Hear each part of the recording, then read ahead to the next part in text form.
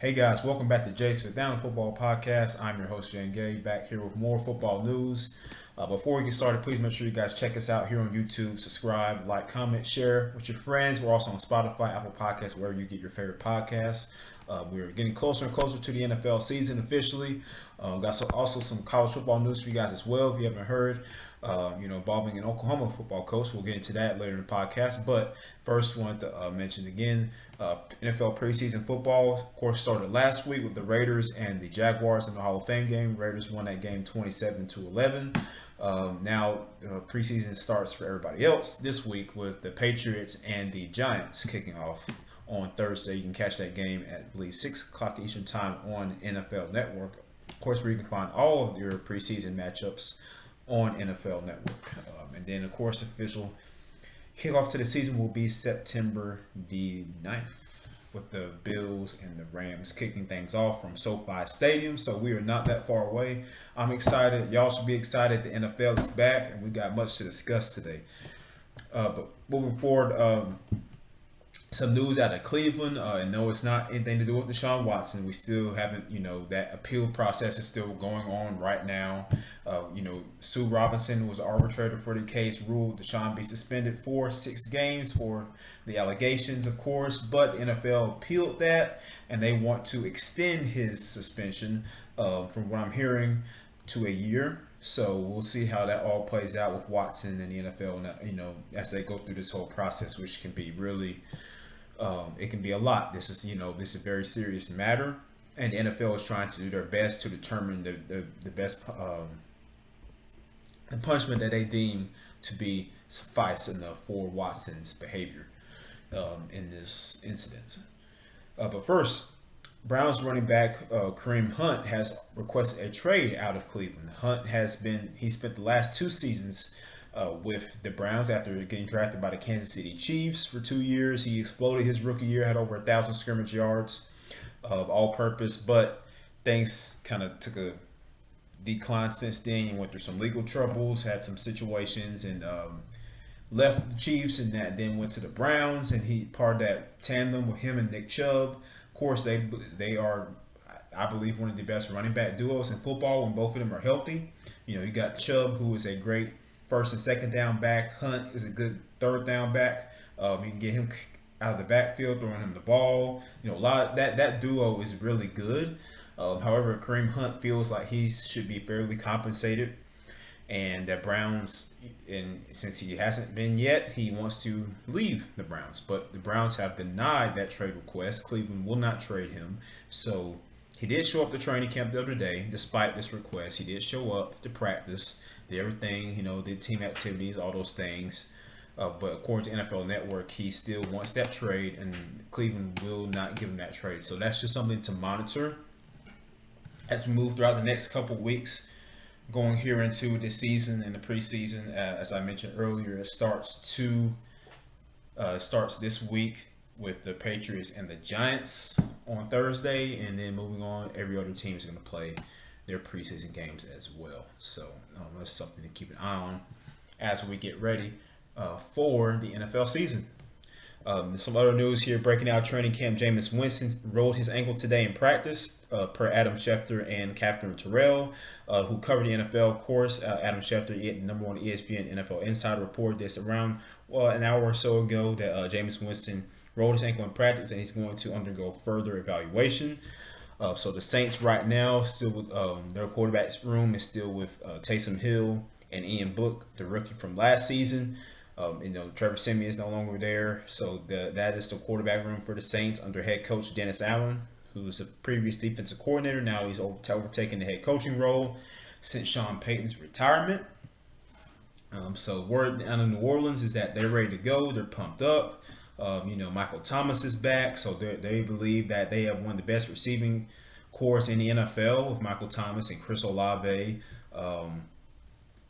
And those guys down there, and Jarvis Landry, of course, and adding in Tyrann Mathieu, the Honey Badger, in free agency from the Chiefs. So they're getting the LSU game back together down there with Landry and Tyrann Mathieu. Of course, the Saints still have always have one of the best defenses every single year, and it pains me to say this. But the New Orleans Saints, I believe, are going to be a sleeper team in the NFC this year. I mentioned this on one of my previous podcasts. Watch out for the Saints this year. I mean, like I said, you got a good defense still coming back, led by All-Pro Cam Jordan, Mario Davis at linebacker, manning the middle of the field. Marshawn Lattimore is a great cornerback. You got Chauncey Gardner-Johnson out at safety. They like to slide him in nickel sometimes, in the different packages. And also you got Paulson and Debo and just some other rising players on that defense that are really going to help attribute to the team next year. So I believe the Saints will be a franchise to watch out for in the 2022 season. But then again, just wish the best out there to Jameis Winston. Hope he gets better from that injury. Hopefully it's nothing serious, but we will keep you guys updated as we get the news here from the NFL. Ravens are signing Pro Bowl kicker Justin Tucker to a 4-year, $24 million extension. So Tucker finally gets that deal he's been wanting from Baltimore, which comes with $17.5 million guaranteed.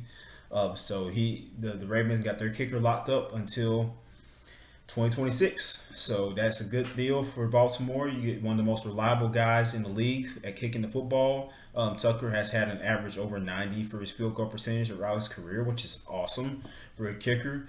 So that is great that the Ravens get their kicker back for the next couple of years. And people underestimate, guys, a kicker can really make or break a game. If you don't have a good one, then you're going to lose a lot of games. I don't care how good your team is. If you don't have a good kicker, you're going to lose a lot of games because a lot of games come down to who can get that game-winning field goal or game-time field goal, right? And if you have a good kicker, then you're going to win games. That's simple. A lot of people like to underestimate special teams, and I just wanted to talk about this briefly before we get into the other parts of the podcast here.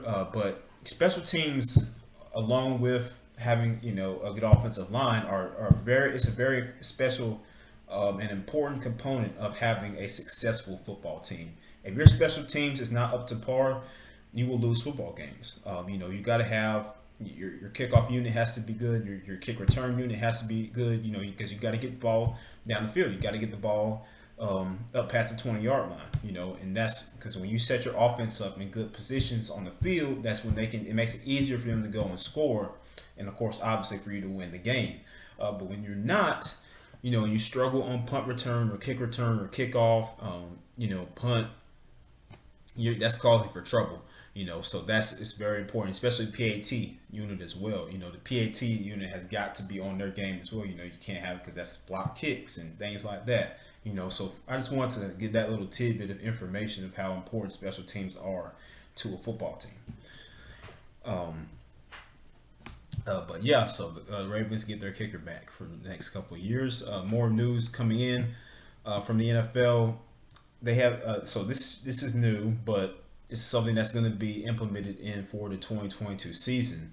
The NFL is asking its on-field officials to focus on more legal contact fouls during the 2022 season. Last year in 2021, the NFL only had 36 illegal contact calls that were made throughout the whole season versus much higher numbers in years previous from 2002 to about 2020. I don't have the exact numbers in front of me, but you get the idea. There was a huge dip off in that. And I'm assuming there's been a lot of complaints from people, in the NFL doesn't want to lose its money and ratings because that all ties in together, so they're cracking down on the referees to make sure that they call these illegal contact fouls during the games this year. So I expect this to be implemented as soon as early as this week with the preseason games. So expect to see some more flags with that. And preseason isn't just for players, y'all. It's for the refs as well because they got to get warmed up and they got to get into the idea of the game. Now that now that the NFL season is starting back up, they got to get back on their game. Make sure they're calling the right plays. Making the right calls and making sure that they aren't, that things are even, for them as best they can do it, so it's just, and making sure they don't miss potential things like, he was a yard short and they give him the first down, things like that, that and replay has been a huge help for this. It's been around for the late 90s or so. So that's something that has also helped, throughout the years, going back to that official replay as far as, touchdowns and catches. Everybody remembers the Dez Bryant catch or no catch. from a couple years back, and we still will never know which one it is. Everybody has their opinions, but do we really know? Was it a catch or was it not a catch? Nobody knows. So that's just something to think about. Something to keep y'all entertained. But overall, yeah, that's just something to watch out for throughout the season. The NFL really wants to get down to business on that and making sure that all the teams are fairly compensated as far as penalties are concerned and are handed out the right amount of penalties for personal contact foul, because this is safety concerns as well. This is for safety, not just about the NFL making money, but for player safety as well. So it's very important that they crack down on these things. Yeah, it's extremely important. And I believe that. Y'all let me know what you think in the comments. Is the NFL being a little too much, or is this right? Like, is this just right for for them to be cracking down and making sure that they're stiff on these personal foul calls, because there was a low amount of them last season. Not many were called. So it really, I'm sure the players union had something to say about it, as well as the coaches. So NFLPA, I'm sure had a say in that. So and it's a part of the game. Penalties are part of the game, but at the end of the day, you just want to keep everybody safe, and that is what the league officials are trying to do. Roger Goodell is wanting to implement here in his league. So, and you saw the same thing with the NBA before this past season, right? With the fouls, with the shooters, fouling the shooter and everything like that, and they can't kick out their legs and make it stuff like that. So the NFL is kind of taking that route a little bit but just in the sense of the illegal contact penalties. But next tidbit of information up as we continue training camp. I want to give y'all my best 5 receivers list for the upcoming season. And this is going to be in order. You can agree or disagree. Let me know what y'all think in the comments, giving your list of your top 5 receivers in the game right now. But here is my top 5. So up number 1 right now, I have Cooper Kupp. Up behind him, I have Justin Jefferson. And behind Justin Jefferson, of course, I put Devontae Adams. I'm sorry. Hold on. Devontae Adams is number 2. Justin Jefferson is 3 behind him. And my last 2 spots, give or take, really can go. I guess I could say Mike Evans. We'll leave the last spot as a wild card for right now. But those are my top 4 receivers going into the season. Cooper Kupp is a Super Bowl champion. No matter, I love Devontae Adams. I think he's one of the best route runners in the league. I believe he is one of the best receivers in the league. I think him and Kupp are right at the top right there. However, Cooper Kupp is a Super Bowl champion. Cooper Kupp was Offensive Player of the Year last season. He could have also was in the front running for the MVP award. He should have been at least. So, that's something I had to give. And Devontae Adams, of course, was traded to the Raiders this offseason. He doesn't have Aaron Rodgers throwing to him anymore. And you say what you want, about Derek Carr, but Derek Carr is not Aaron Rodgers, and Aaron Rodgers is not Derek Carr. So that's just, like some former player made the comment the other day that Derek Carr was better than Russell Wilson. I'm like, dude, what is wrong with you? I love Derek Carr. He's awesome. I believe he's a top 15 quarterback in this league, but he's not. Rodgers and Wilson are Super Bowl champions. They proved that they can be high level winners in this league on this level. They've done it before. Their teams are constantly in the mix for before the Super Bowl. In 2015 against the Patriots in Russell Wilson's case. But normally their teams are always competitive, and they are always in the mix for things. They're always winning. So that's winning is a huge part of that conversation we have about quarterbacks and this and that, right? But those are my top receivers, and I'll tell you guys why. Of course, like I said, Cooper Kupp is amazing. His route running is special. He is got great speed. His hands are great. Great release off of the line of scrimmage. He knows how to work the DB. Cooper Kupp has a lot of good skills that receivers should have, and Devontae Adams, of course, has the same amount of skills, right? Adams' route running is spectacular. He's very physical, can go up to the point of attack and grab the football down. He is a world class talent. Him and Kupp both. But right now, I just had to give the edge to Cooper Kupp because he is a Super Bowl champion and he was just had an overall better season than Devontae Adams did. Not taking anything away from Devontae Adams, so no Packer fans, please come after me. Don't come after me on Twitter or anything like that. All I'm saying is I believe Cooper Kupp is the best receiver in the league until proven otherwise. And behind Adams, of course, I have Justin Jefferson, the former LSU Tiger, former champion with Joe Burrow and those guys down there. There's a reason that Jefferson was picked where he was. He is a top receiver in this league. This is a trend you're going to see with a lot of these receivers coming up, and some of the guys that have been here, been in the NFL the last 4, 5, 6 years. Route running, route running is becoming a thing where it's becoming more of a focus on these classes of receivers that are coming in year after year. The route running is huge in the NFL because you've got to have that perfect route where you're able to get your space from the defender, catch the ball, and go. You've got to. Route running is essential because if you just run a lazy route. You don't no separation is created. You're not giving yourself or the quarterback room to fit the football in. That's not. You're not going to win football games like that, and you definitely won't score points like that. So route running is essential in this league, on all phases of football, college, high school, and the NFL. So that's just something that these guys are taking into notice and they're working on each and every year. It seems like we're getting better and better route runners coming in through each class this year. Chris Olave, he's a good route runner out of Ohio State. Garrett Wilson, good as well. So so this is becoming a focus of college coaches as they're trying to get their guys ready for the league because that is where the direction is headed as far as the importance of running routes and creating separation. And maybe if the Vikings, if they had a different quarterback, Justin Jefferson would probably be higher. But right now, Justin Jefferson is my third best receiver in the league. He's a talent. He for his size, he's very strong and very physical. He plays bigger than what he already is, which is 6'2". That's pretty big for a receiver. He goes up and gets the ball. He has great after the catch speed. Run after catch. He is one of those receivers that has it all in the bag. Again, like Adams and Kupp. So it's a very tight knit race between those guys. And I do believe that Adams' production is going to drop off just a little bit this year with the Raiders because he won't be the force fed like Aaron Rodgers was doing in Green Bay because Aaron Rodgers didn't have a choice but to force feed Devontae Adams because his other receiving options were pretty atrocious.